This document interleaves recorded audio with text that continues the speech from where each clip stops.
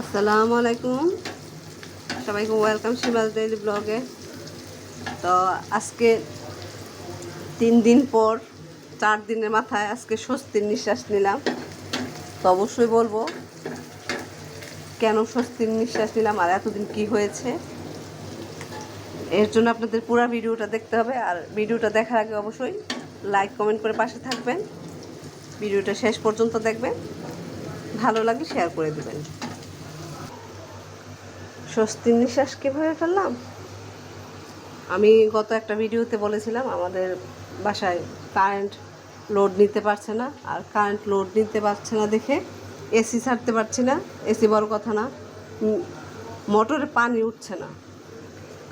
তো 3 দিন যাবৎ আমরা পানি ধরে রেখে রেখে মানে যদি আমরা মোটর ছাড়লেই আমাদের কারেন্ট চলে যায়, পানিও পুরা হয় না, মানে একটু চালু হওয়ার পরই বন্ধ হয়ে যায়। তো এইভাবে আর কি 3 দিন, এবং কোনো রকম নাওয়া খাওয়া গোসল কোনোটাই ঠিক মতো না করে আজকে 3 দিনের মাথায় তারা এটা মানে কার্যকর করছে।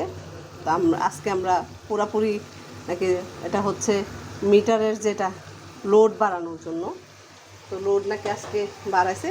এটা 3 দিন আগে তাদের টাকা দিয়ে রাখা হয়েছে, টাকা দেওয়ার পরেও তারা এই কাজগুলো করে নাই। তো মাছ ভিজাইতে গেলে বা যেটাই করি সব, হ্যাঁ, তো যাই করি সব কিছুতেই রান্নার কাজ বলেন গোসল বলেন পানি ছাড়া কি হয়? আগুন ছাড়াও হয় না, পানি ছাড়াও হয় না, দুইটা একটা ছাড়া হয় না। তো পানি ধরে রেখে নিজে গোসল করি না, বাচ্চাকে গোসল করাই না, বা যদি পানি আসে তাহলে কোনো রকম একটা কাজ সারি, এভাবে করে আজকে 3 দিন, আজকে 4 দিন, 3 দিন না, 3 দিন শেষ হয়ে আজকে 4 দিনের মাথায় হচ্ছে তারা একটু আগে কিছুক্ষণ আগে আমাদের এটা দিল, লোড বাড়ালো। তো এখন হচ্ছে তারপর আমরা পানি জমা রাখছি, ফুটানো পানি, খাওয়ার পানি নেই। এই 2 দিনের মধ্যে পানি খাবার সব কিছু কিনতে কিনতে প্রায় পানি ছিল, তো পানি ছিল দেখে বেশি পানি লাগে নাই, কিনে আনছে 4 বোতল কিনে নিয়ে আসছে, আর খাবার কিনে নিয়ে আসছে দুপুরের কালকে। এর মধ্যে যে সব খাবার মানে খুব অল্প খাবারে মানে পানিও খাই না, পানি শেষ হয়ে যাবে দেখে পানির বোতল সামনে রেখে পানি ঘুরে ঘুরে চলে আসে। এই হচ্ছে অবস্থা। পানি দেখলেও মানে নিজে খাওয়ার কষ্ট করছি, বাচ্চাও সেভাবে খায় নাই, এবং বাথরুমে গেলে তার প্রত্যেকবার তার সাথে আমার যাওয়া লাগছে, কারণ বাচ্চারা তো বুঝে না কীভাবে পানি খরচ করা লাগবে, একটু বেশি করতে পারে, সেই কারণে দাঁড়ায় আমার প্রত্যেকটা কাজে তাদের সাথে ছিলাম।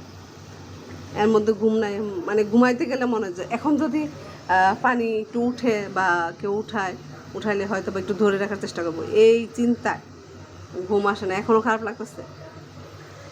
তো আজকে আবার ছেলে বলতেছে মাছ রান্না করো, 3 দিন ধরে মাছটা আসলে ওরা খায় না। তো বলছি মাছে তো আসলে পানি লাগে বেশি, ধুইতে হয়।